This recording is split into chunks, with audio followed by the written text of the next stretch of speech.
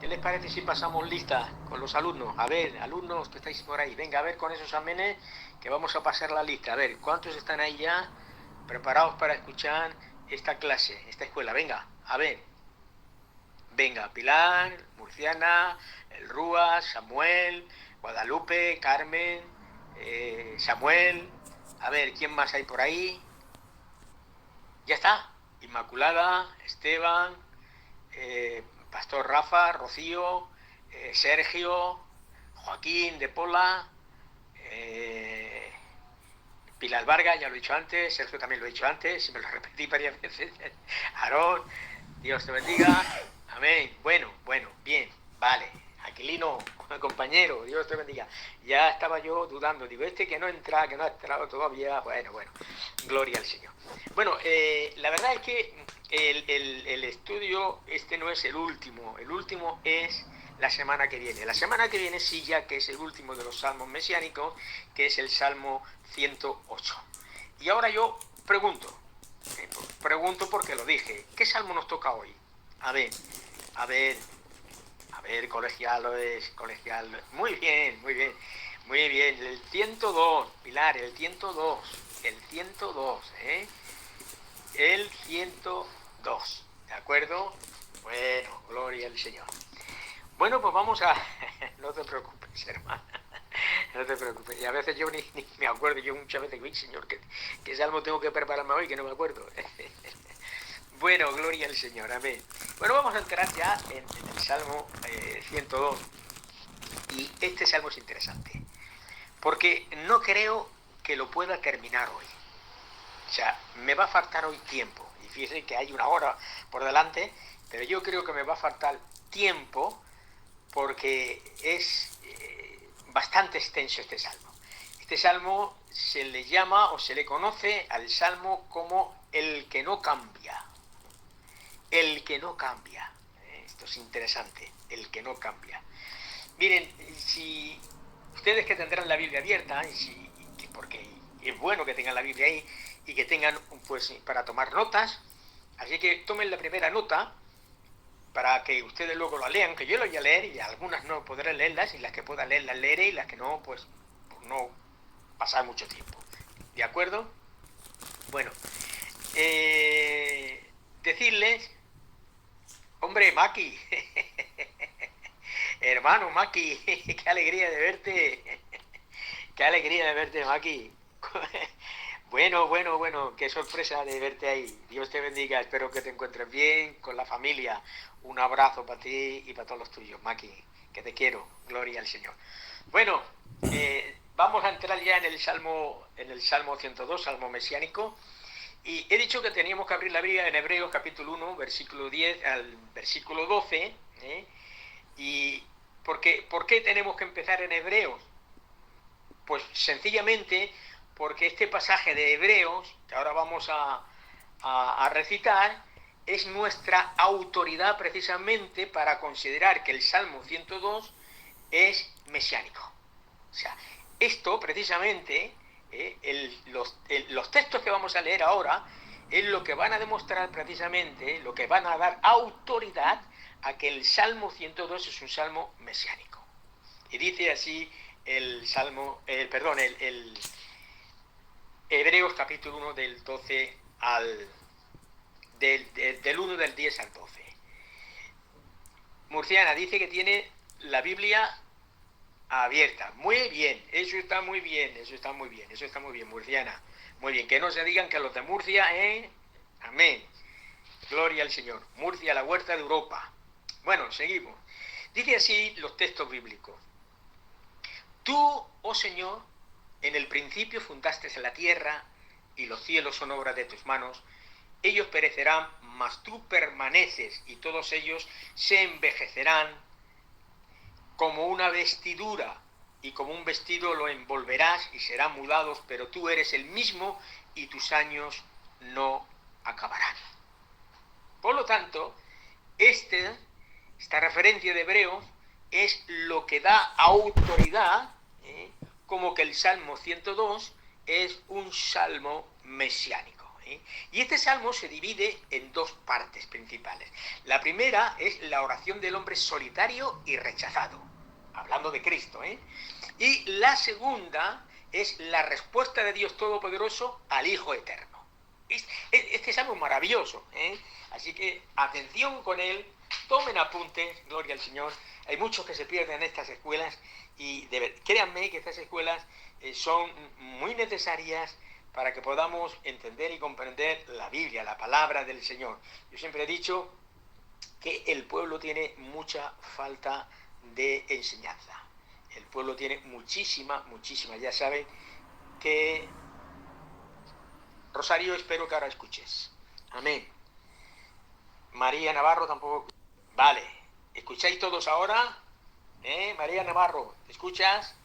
Dime algo por el escritorio. Venga. Que Dios me la bendiga, Rosario.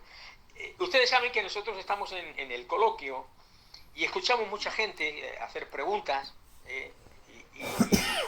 y a veces, según la pregunta que se hace, pues se ve la persona realmente en el nivel que está.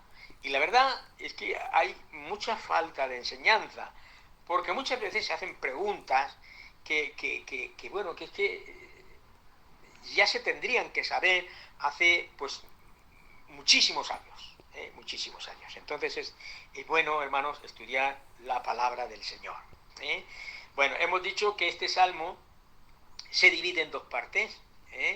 La primera es la oración del hombre solitario y rechazado, que todo esto está hablando de Cristo, y la segunda parte de la que se divide el Salmo es la respuesta de Dios Todopoderoso al Hijo Eterno. Así que vamos a empezar con la primera, la oración del hombre solitario y rechazado.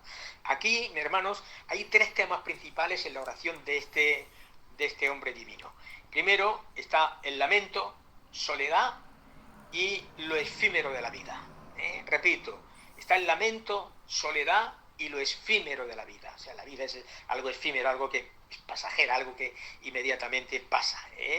Así es que vamos a empezar con esta parte de lo que es, mis amados hermanos, del tema, y vamos a hablar sobre su lamento.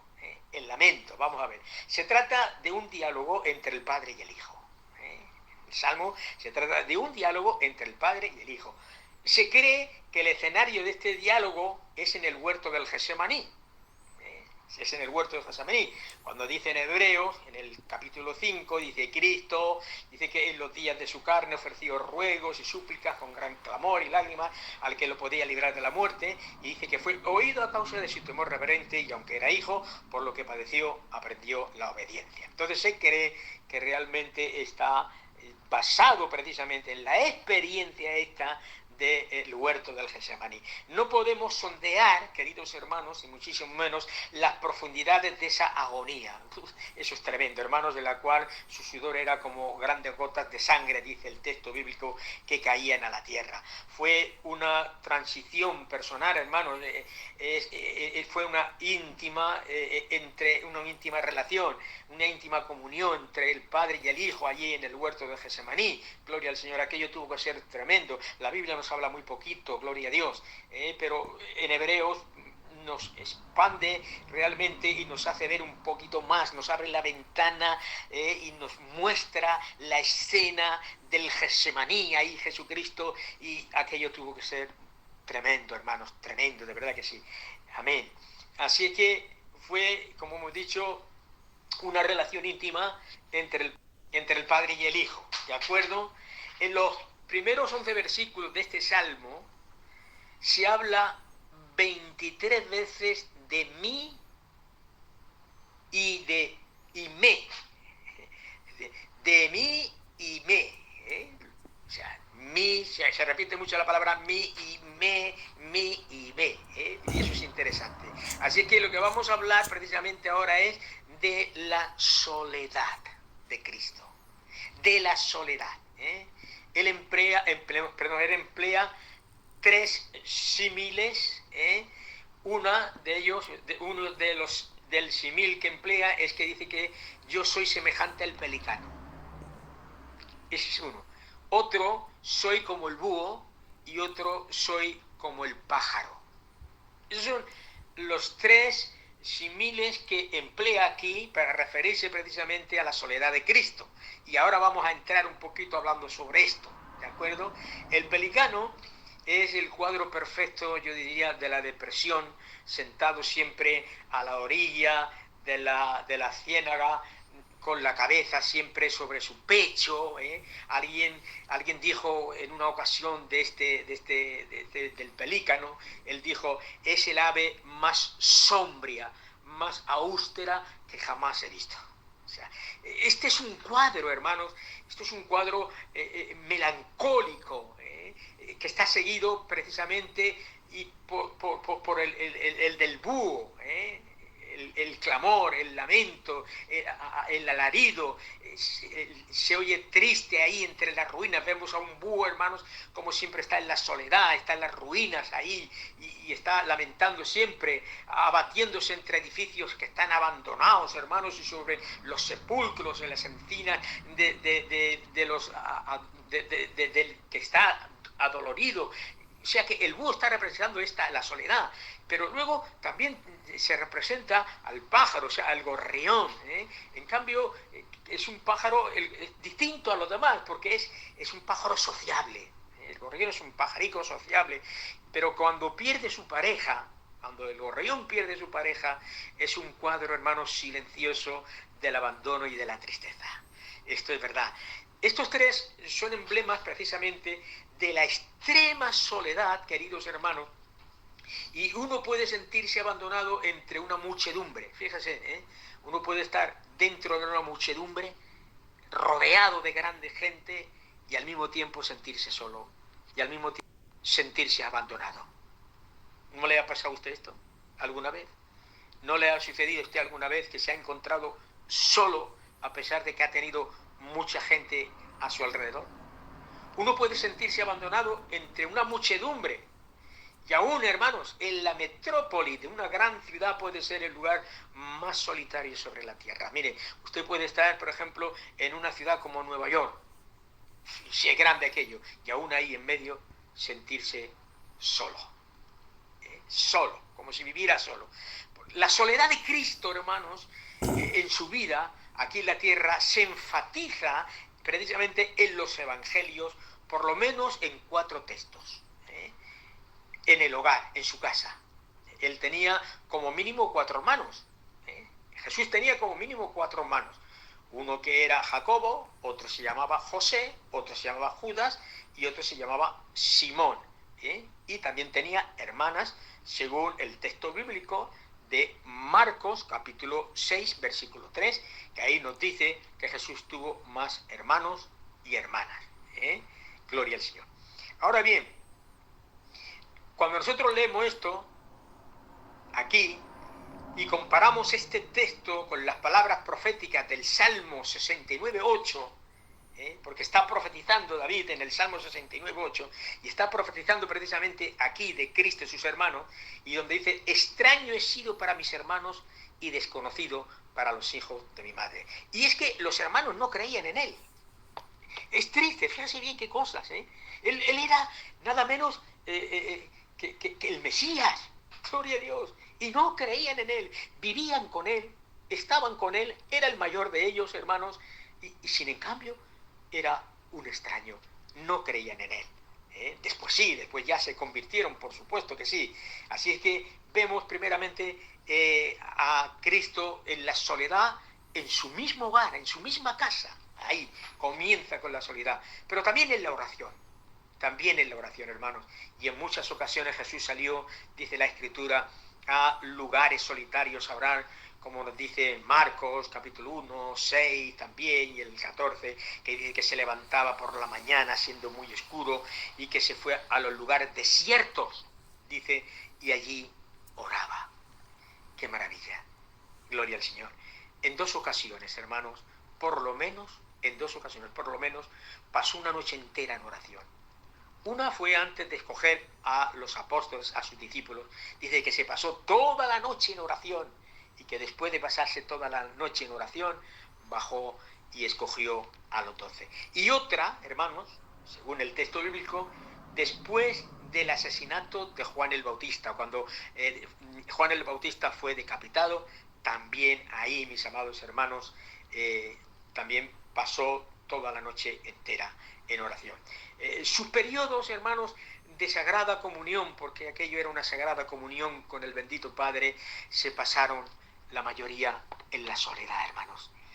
Él era un hombre solitario, era hombre de las soledades, era un hombre que buscaba al Padre, buscaba la presencia del Padre en la soledad, hermanos, en el silencio, gloria al Señor, amén. Allí, cuando nadie le veía, cuando nadie le escuchaba, pero ahí estaba con el Padre, esa íntima comunión, esa relación tan personal, tan de vis a vis, queridos hermanos.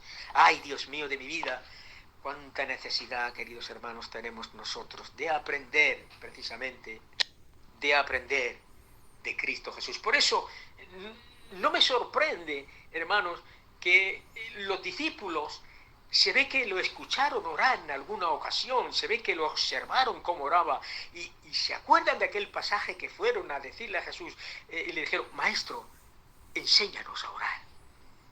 ¿Cómo oraría él? ¿De qué forma oraría, hermanos? ¿Qué comunión tendría, hermanos, allí, que cuando lo vieron los discípulos se vieron impotentes y dijeron: Señor, somos novatos, no sabemos orar, enséñanos? Y eran judíos que normalmente tenían que saber orar, porque los judíos es un hombre de oración. Sin en cambio, hermanos, ellos tuvieron que decirle a Cristo: Maestro, enséñanos a orar.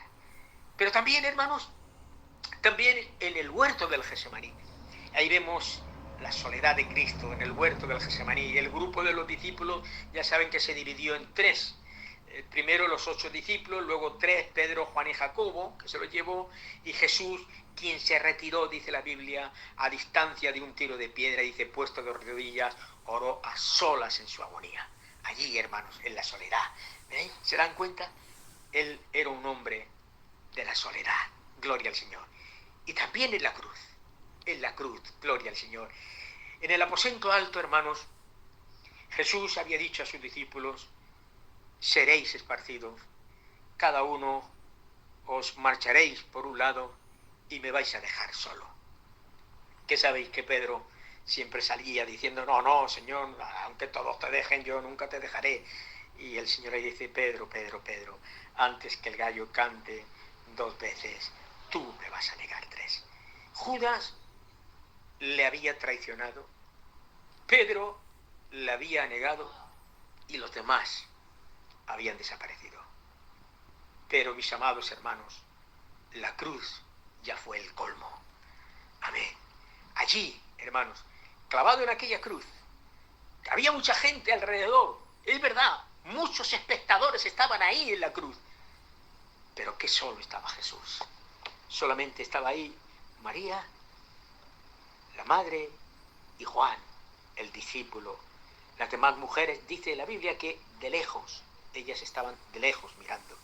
Y al ser crucificado, sus primeras palabras fueron: Padre, perdónalos, porque no saben lo que hacen. Y al final exclamó, fíjese bien: Dios mío, ¿por qué? ¿Por qué me has abandonado? ¿Por qué me has desamparado? En su sufrimiento vicario, hermanos, para redimir a la humanidad, para redimirnos de nuestros pecados, Él se encontró solo, hasta abandonado, precisamente por su Dios. Gloria al Señor. Esto fue terrible. Cristo fue un hombre de soledad. Y el Salmo, hermanos, lo explica bien. Gloria al Señor. Y bueno, vamos a hablar sobre la vida, esa vida que es efímera, hermanos. Y es verdad. Aquí emplea 3 símbolos de lo breve que es la vida, hermanos.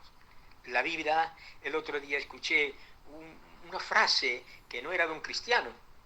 No me acuerdo dónde la escuché, pero escuché una frase que dijo que la vida es como una película que es muy corta. Y es verdad. Y es cierto. La vida es muy corta, la vida es pasajera. Y aquí emplea precisamente en este salmo 3 símbolos de la brevedad de la vida. Y lo hace con el humo, la hierba y una sombra que desaparece, que va. Gloria al Señor. Así es la vida, hermanos. La vida es breve. Es muy breve. Antes que nos demos cuenta, la vida ya ha pasado, hermanos. Y yo estoy seguro de que aquí me están escuchando personas que ya tenéis vuestra edad, que ya pasáis de los 60 para arriba, ¿verdad? Y que recordáis que hace 40, 50 años atrás, gloria al Señor, lo recordáis perfectamente. Y parece que fue ayer. Parece que fue ayer, hermanos. Pero ha pasado tan rápido. Y en el versículo 24 del Salmo 102 hay un ruego. Y ese ruego, en el Salmo 24, en el Salmo 102, versículo 24, hay un ruego, y ese ruego dice: Dios mío, no me cortes en la mitad de mis días. Dios santo. Dios mío, clama, no me cortes en la mitad de mis días. Pero la respuesta a esto lo vemos en el versículo 27. Hay una respuesta a esto. Y está precisamente en el versículo 27, y esa respuesta es: tus años no se acabarán. Bendito sea Dios. Tus años no se acabarán. La oración y su respuesta hacen resaltar, hermanos, dos pasajes del Antiguo Testamento. Uno que está en Daniel capítulo 29, versículo 26, que habla precisamente, queridos hermanos, de la profecía de las 70 semanas de Daniel. Y dice: después de las 62 semanas se quitará la vida el Mesías, mas no por sí. Ay, Dios mío. Y el otro texto lo vemos en el capítulo 53 de Isaías, versículo 8, donde dice: su generación, ¿quién la contará? Porque fue cortada de la tierra de los vivientes. Pero aquí en Isaías tenemos la promesa. Hay una promesa. Y después de decir su generación, ¿quién la verá? Pues dice que fue cortada de la tierra de los vivientes. Isaías sigue diciendo: verá linaje. Ay, Dios mío. Vivirá por largo día. Y la voluntad de Jehová será en su mano próspera. Su vida, queridos hermanos, en vez de prolongarse hasta los 70 años, como dice el Salmo 90, fue cortada a los 33 años. La vida de Cristo aquí en la tierra fue cortada a los 33 años. Gloria al Señor. Amén. Todo esto es profético. La respuesta del Padre enfatiza, hermanos, su eternidad precisamente en el contraste con el sueño efímero de este mundo, que a los hombres pues les parece, o nos parece que es sólido, que es dura, que cuando uno es joven parece que la vida nunca termina, hermanos. Parece que la vida va a ser eterna. Parece que la vida va a ser eterna. Respuesta de Dios al Hijo eterno. Vamos a entrar en esta segunda parte del Salmo, la respuesta de Dios al Hijo eterno. Principio, amén, espero que escuchen. Desde el principio, tú fundaste la tierra y los cielos. Son obra de tus manos. Ellos perecerán, mas tú permanecerás. Y todos ellos serán como una vestidura. Se envejecerán como un vestido, los mudarás y serán mudados. Pero tú eres el mismo y tus años no se acabarán. Miren, son las palabras majestuosas que se citan en Hebreos capítulo 1 para aplicarlas a nuestro Señor. Y esto contrasta, hermanos, de uno de todo como el varón solitario y abandonado, cortado en medio de sus días, en la primera parte del Salmo. Y al contemplar, queridos hermanos, pues la maravillosa creación de Dios en los cielos, la maravillosa creación de Dios en la tierra, todo parece permanecer, todo parece, hermanos, que va a durar. Cuando uno mira hacia arriba, mis amados hermanos, cuando ve el cielo estrellado, gloria al Señor, cuando ve aquella inmensidad, y solamente lo podemos ver con nuestros ojos. Fíjese, si nosotros mirásemos con un grande telescopio, sería algo tremendo. Y parece que eso va a ser infinito. Parece que eso no va a terminar nunca. Gloria al Señor. Las generaciones del hombre, hermanos, vienen y van. Y la duración de la vida humana es tan corta en comparación, hermanos, con los años luz de las estrellas y de las galaxias de la Vía Láctea. Gloria al Señor. Porque cuando comparamos los años luz de las estrellas, bueno, eso parece que eso no tiene fin. Gloria al Señor. Miren, hay olivos que pueden durar un milenio. hay olivos y hay árboles que pueden durar 1 milenio. Gloria al Señor. Pero también muere. También muere. Las montañas mismos, hermanos. Los océanos siguen y siguen. Y podemos llegar a pensar que van a existir para siempre las montañas. Vemos una montaña, eso para toda la vida, en los océanos igual. Pero no es así, queridos hermanos. La palabra de Dios declara que ellos también se están envejeciendo, cual vestidura se desgasta, y un día serán mudados. Todo esto, hermanos, nos enseña, nos está mostrando, hermanos, está en conformidad con la ciencia moderna que vivimos hoy en día y de acuerdo con una ley, hermanos, de la termodinámica llamada la entropía.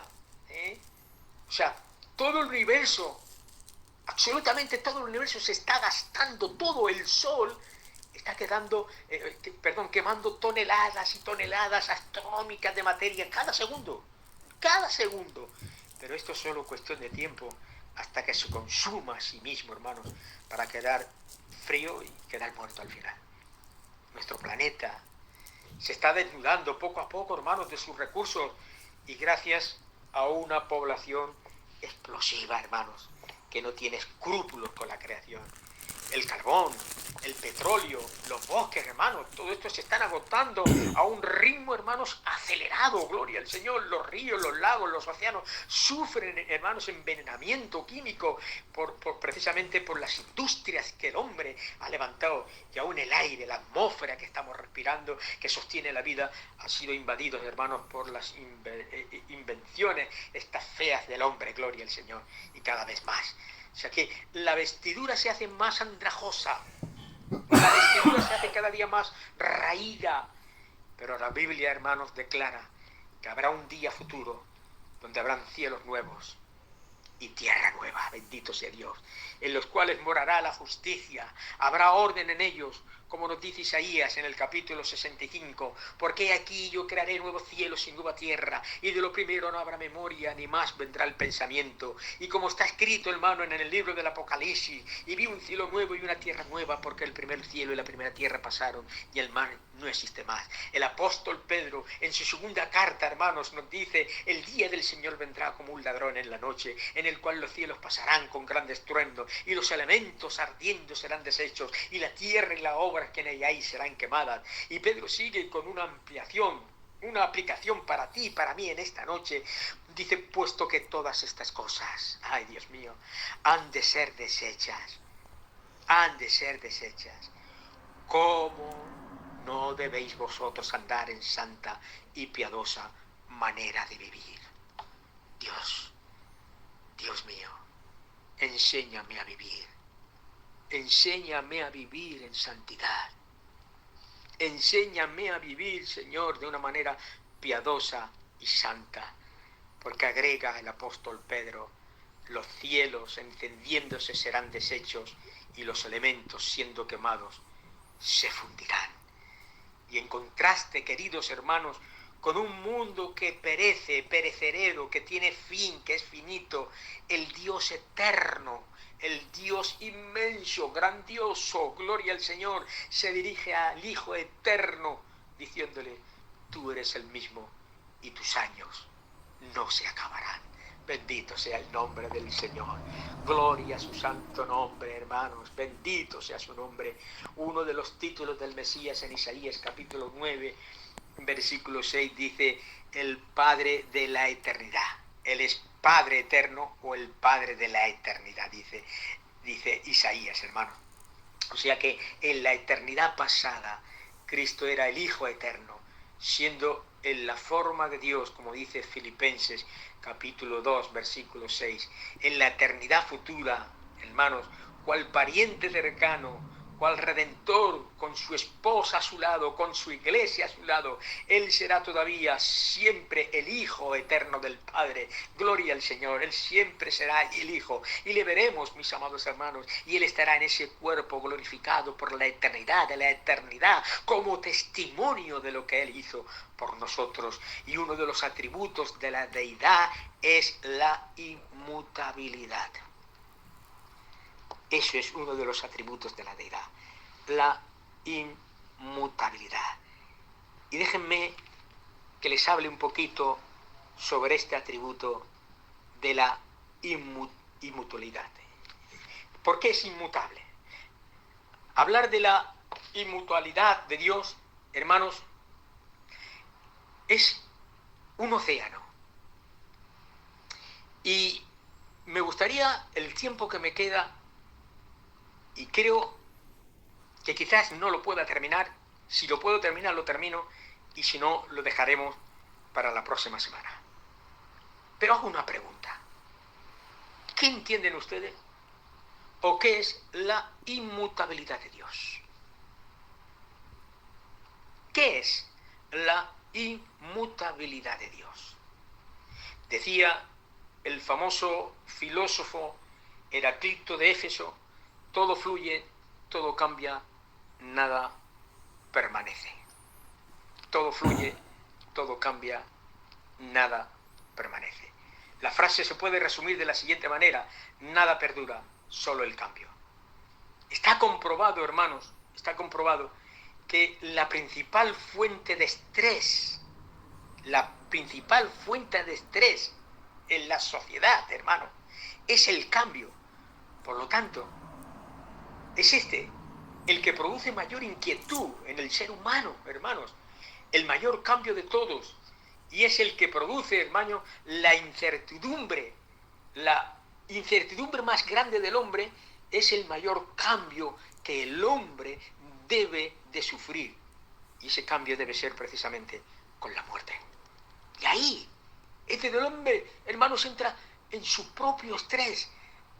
Ahí entra, mis amados hermanos, en una agonía, en una incertidumbre. Aquellos, claro, que no tienen al Señor. ¿Qué va a pasar? ¿Qué habrá? ¿Habrá? ¿No habrá? ¿Se terminará todo? ¿No se terminará? Miren, recuerdo una vez que mi pastor estaba predicando un día. Bueno, estábamos predicando todos, pero él era el que estaba predicando en la calle. Entonces se salía a predicar mucho a la calle. Y se salía a predicar, hermanos, sin instrumentos, porque no habían instrumentos musicales en aquella época. No había nada. Se cantaban las hermanas, se hacían sus palmas, cantaban a pulmón, y el pastor pues predicaba sin micro y sin nada, al aire libre.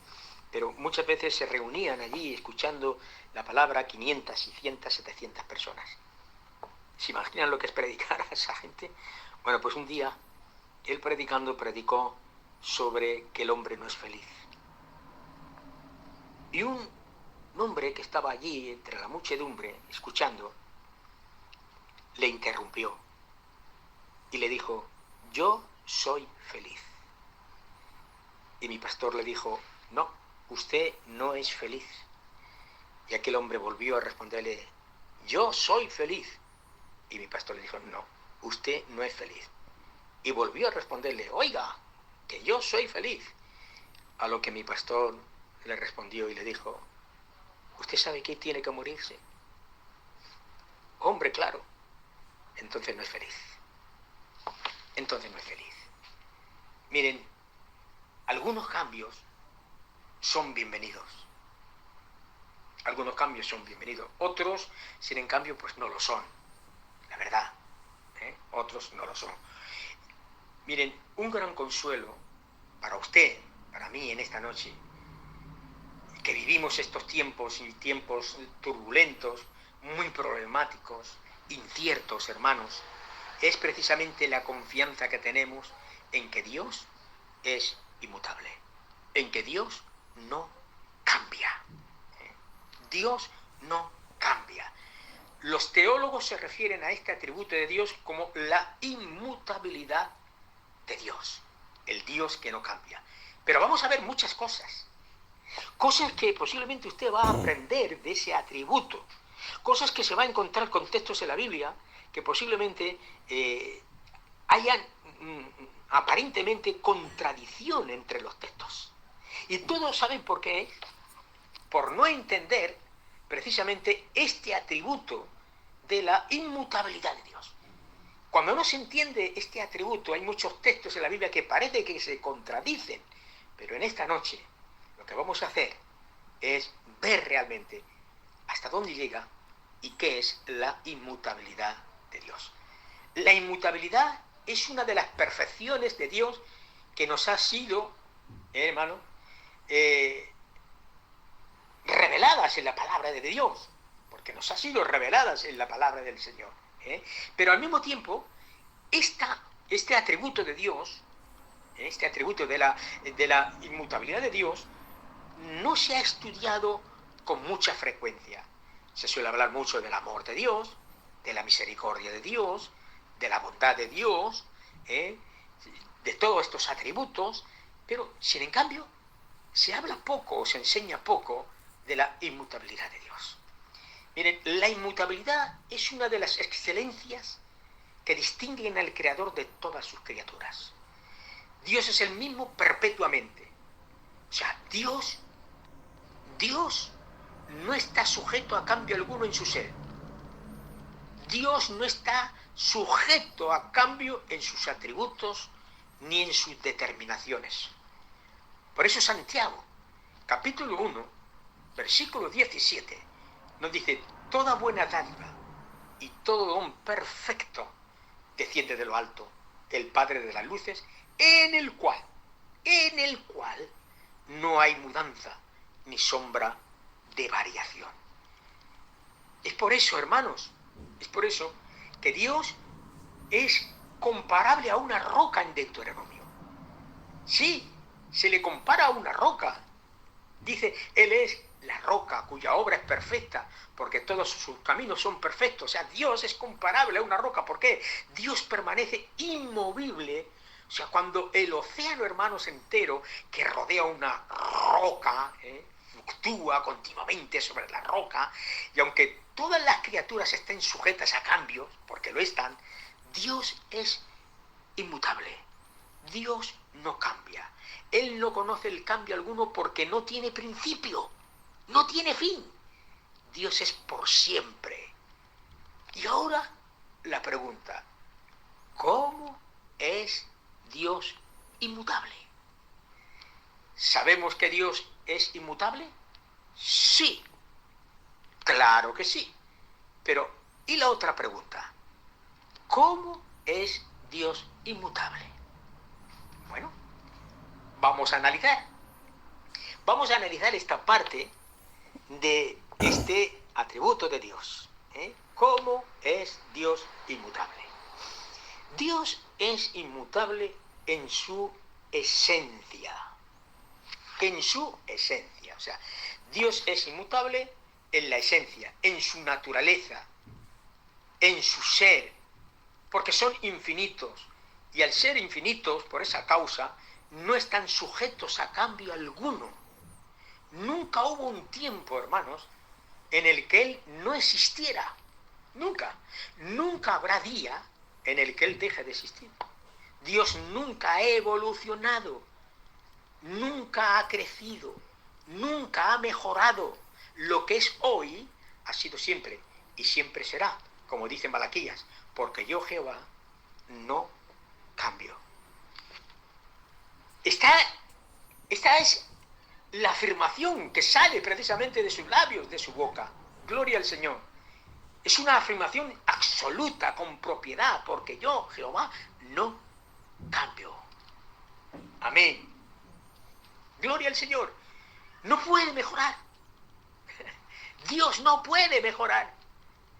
Porque es perfecto. Tú sí, yo también. Pero Dios no puede mejorar porque Él es perfecto. Y siendo perfecto, hermanos, no puede cambiar en mal. Escuchen, no puede cambiar en mal.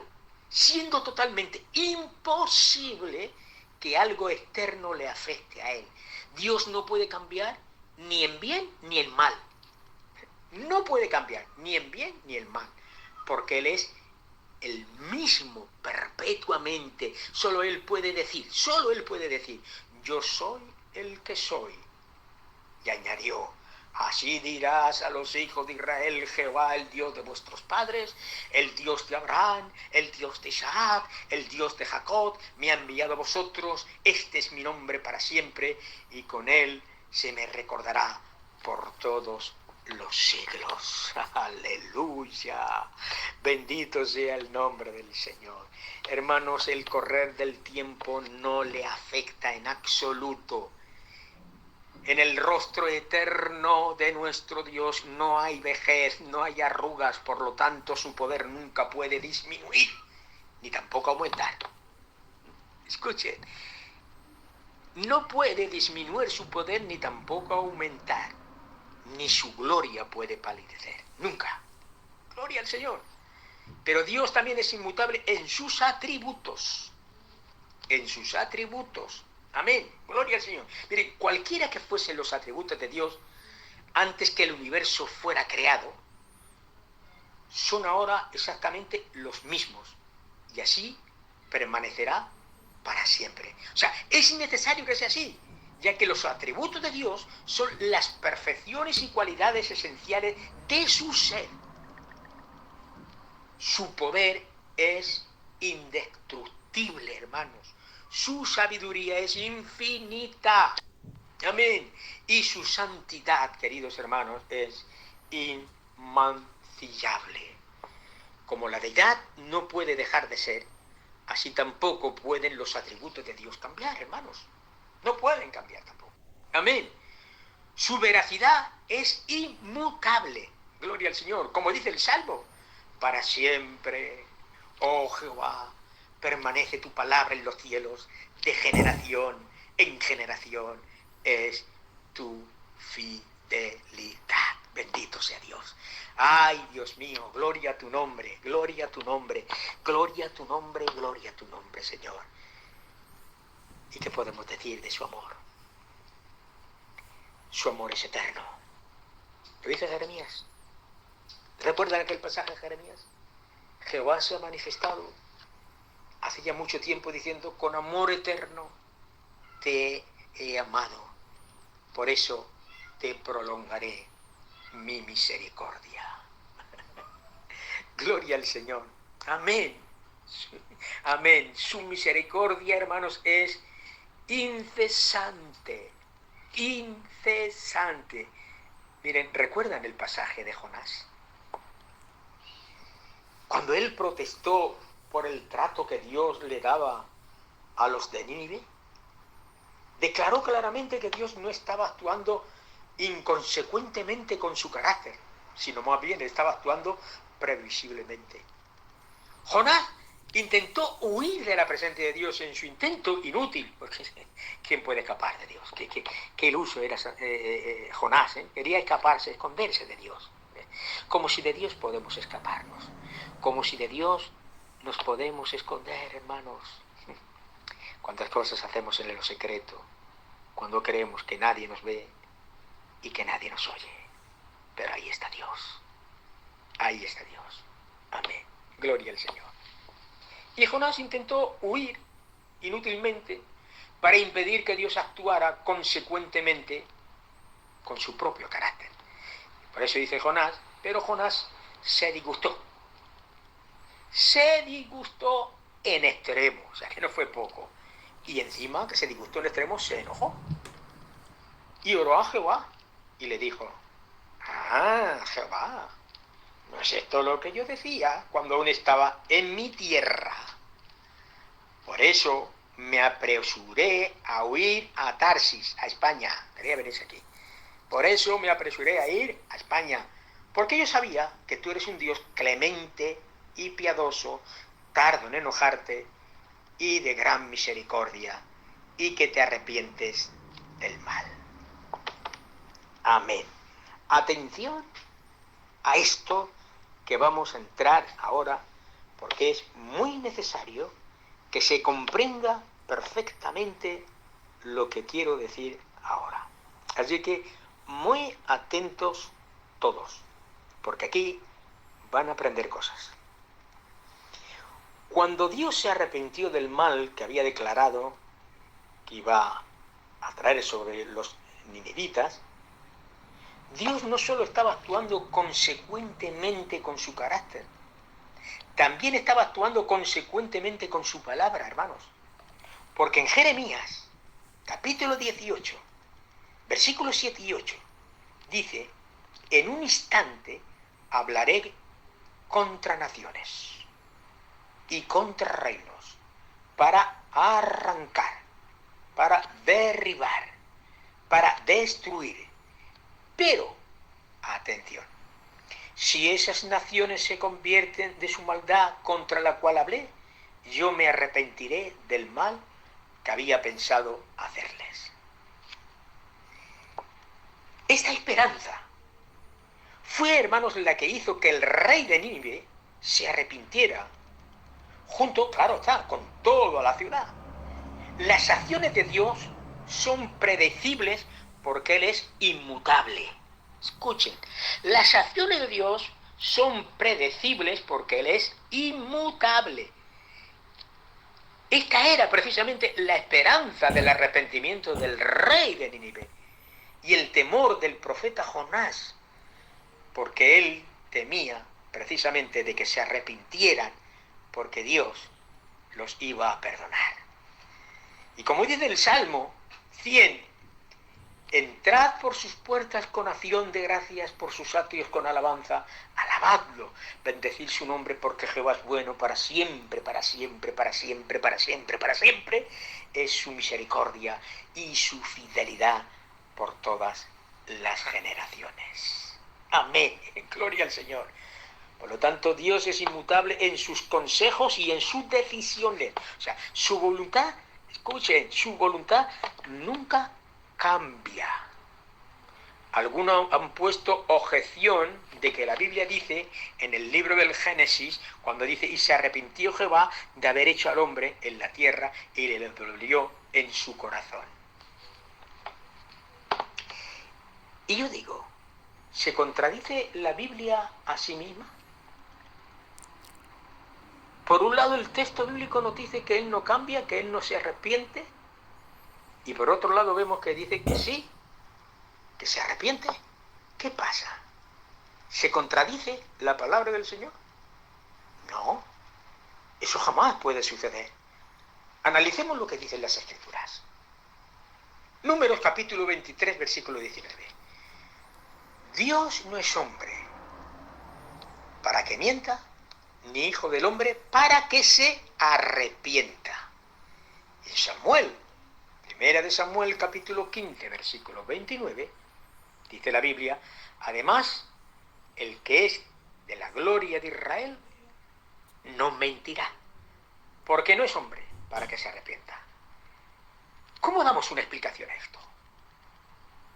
¿Cómo podemos explicar entonces nosotros esto? Cuando habla de sí mismo. Mire, Dios lo que hace es que adapta su lenguaje a nuestra capacidad limitada. En la Biblia vemos a Dios con miembros corporales, como ojos, orejas, manos, pies. Vemos a Dios que Él tiene ojos, que tiene orejas, que tiene manos, etcétera, etcétera. O sea, habla de sí mismo, Dios habla de sí mismo, en la Biblia vemos que habla de sí mismo despertando y madrugando. Sin embargo, Él ni dormita ni duerme. Así, hermanos, cuando programa o planea un cambio en su trato con los hombres, Dios describe su acción como arrepentimiento, la describe como arrepentimiento. Por lo tanto, cuando la Biblia habla de que Dios se arrepiente, no debemos entender la palabra arrepentimiento como si hubiera sucedido un cambio en Dios. Y tampoco debemos concluir que esto significa, amén, seguimos. Las Escrituras nos conducen precisamente a afirmar que la única interpretación correcta del arrepentimiento de Dios es que se trata de un uso que se le llama antropos o morfe, que se le llama así en la gramática antropomorfismo, que viene de la palabra antropos, que quiere decir hombre, y morfe, que quiere decir forma. O sea, ¿qué quiere decir esto? Que Dios se designa a hablarnos. ¿Qué cosas? Dios mío de mi vida, el Dios que ha creado todas las cosas. Él, hermano, se está dignando a hablarte a ti y a mí como si fuera un hombre utilizando un lenguaje humano, como si Dios experimentara un cambio, hermanos. Aleluya. Pero en realidad, el cambio está en los hombres. y en la manera, hermanos, como Él trata con ellos, y no en la naturaleza de Dios. Por eso Job dice, pero si Él decide una cosa, ¿quién hará cambiar? El propósito de Dios jamás cambia. Lo repito, el propósito de Dios jamás cambia. Hay dos causas que hacen al hombre cambiar de opinión y de invertir sus planes, por supuesto. La primera es la falta de previsión para anticiparse a los acontecimientos, porque el hombre no puede prevenir el futuro, a lo que va a ocurrir. Y la segunda es la falta de poder para llevarlos a cabo, porque no puede, gloria al Señor. Habiendo admitido que Dios es omnisciente, omnipresente, nunca necesita corregir sus decretos, Dios, nunca. Por lo tanto, Dios es inmutable en los propósitos y en las promesas. Romanos dice, atención con este texto, atención con el texto que les voy a dar ahora, que la gran mayoría lo interpretan mal. Romanos capítulo 11, versículo 29. Porque irrevocables son los dones y el llamamiento. Repito el texto. Porque irrevocables son los dones y el llamamiento. ¿A qué se refiere? ¿Qué dones son irrevocables? Cuando dice dones, ¿a qué dones se está refiriendo Pablo? Y cuando dice llamamiento, ¿a qué llamamiento se está refiriendo Pablo aquí? ¿Qué es irrevocable? ¿Qué dones son irrevocables? ¿Qué llamamiento es irrevocable? Bueno, algunos piensan que son los dones del Espíritu, que aquí está hablando de los dones del Espíritu, que cuando Dios da un don a una persona es irrevocable, y que el llamamiento, cuando Dios llama a una persona, es irrevocable. No. Si nosotros leemos bien el contexto, veremos realmente que no está hablando de eso. Aquí está hablando de las promesas que Dios le hizo a Abraham. Las promesas que Dios tiene, que pactó con Abraham, y el pacto con David, gloria al Señor. Porque hay pactos que hizo Dios con la nación de Israel, gloria al Señor, que son pactos incondicionables. Y las promesas que Dios le dio a Abraham, hermanos, es irrevocable. O sea, se van a cumplir, sí o sí. De ahí está hablando. O sea, Dios termina lo que comienza. Esto fue la base, hermanos, de la apelación que hizo Moisés a Dios. Y escuchen, voy a ver si puedo terminar esto, porque es importante. Este es un texto que muchas veces nos choca, porque parece que hay una contradicción en el texto y a veces no se entiende. Vamos a ver un pasaje del libro del Éxodo, de un diálogo que tiene Moisés con Jehová. Entonces Moisés oró en presencia de Jehová su Dios y dijo: ¿por qué, Jehová, se encenderá tu furor contra tu pueblo, el que sacaste de la tierra de Egipto con gran poder y mano fuerte? ¿Por qué han de decir los egipcios: para mal los sacó, para matarlos en los montes y para exterminarlos sobre la faz de la tierra? Vuélvete del ardor de tu ira y arrepiéntete de este mal contra tu pueblo.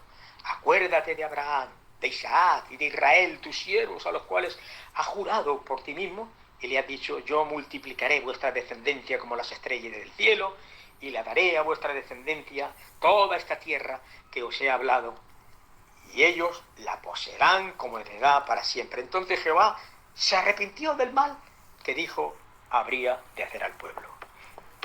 Ay, Moisés aquí es el bueno y el Señor es el malo. Aquí está convenciendo al Señor. Está diciendo: ay, Señor, hombre, ¿cómo vas a hacer eso? Que para acá, que para allá. Gloria al Señor, mira qué van a decir, qué tal. Y el Señor: bueno, es verdad, tienes razón, Moisés, es verdad, tienes razón. Vale, venga, vale, lo que tú digas, me arrepiento. No.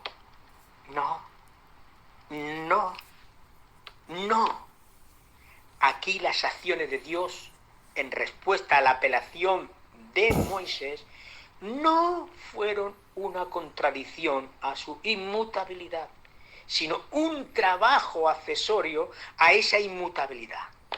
O sea, las variadas fases de la revelación divina que vemos en la Biblia, porque hay fases de esa revelación, no son una contradicción a la inmutabilidad de Dios. La inmutabilidad de Dios, hermanos, no le impide, hermanos, incorporar diferentes economías en el plan global de la redención.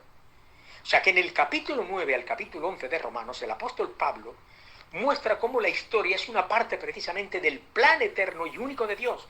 Plan eterno y único de Dios. La caída de la nación de Israel y la salvación de los gentiles eran parte de ese plan. Y con mucha frecuencia, en las escrituras del Antiguo Testamento, hermanos, hablan de estos asuntos, aun cuando los judíos no estaban dispuestos a oír ni aprender. Y en su ministerio terrenal, hermanos, en su ministerio terrenal, Jesús le recordó a los judíos el propósito de Dios de bendecir a los gentiles, tanto como a los judíos, siendo, hermanos, consecuente con el pacto abrahámico. ¿Os acordáis las promesas que le hizo a Abraham? Cuando le dijo, vete de tu tierra, de tu parentela y de la casa de tu padre, y yo te daré una tierra tal, y haré de ti una nación y te bendeciré, y te engrandeceré, y serás de bendición a los que te bendigan, yo bendeciré, y a los que te maldijeran, yo maldiciré, y serán en ti benditas todas las familias de la tierra. ¿Y qué dice Jesús sobre esto? Yo soy el buen pastor. Y conozco mis ovejas, y las mías me conocen, así como el Padre me conoce, y yo conozco al Padre, y pongo mi vida por las ovejas. Tengo además, aquí, tengo además, gloria al Señor, otras ovejas que no son de este redil. A esas también debo atraer, y oirán mi voz, y habrá un rebaño y un pastor. Alabado sea el nombre del Señor. Gloria a Dios, hermanos. Aleluya. Amén. Pero es que esto sigue, vamos a ver, este atributo sigue y sigue y sigue, pero no me da tiempo, así es que vamos a cortar aquí, y para la semana que viene, vamos a seguir hablando sobre este interesantísimo atributo de la inmutabilidad de Dios. Amén. Así que aquí cortamos, hermanos, porque ya me he pasado 3 minutos y yo, si me gusta, pues eso, cumplir con lo que tengo que cumplir. Así que la semana que viene, Dios mediante, daremos la segunda parte de la inmutabilidad de Dios, que creo que nos dé tiempo. ¿De acuerdo? Amén. Bueno, vamos a dar gracias al Señor.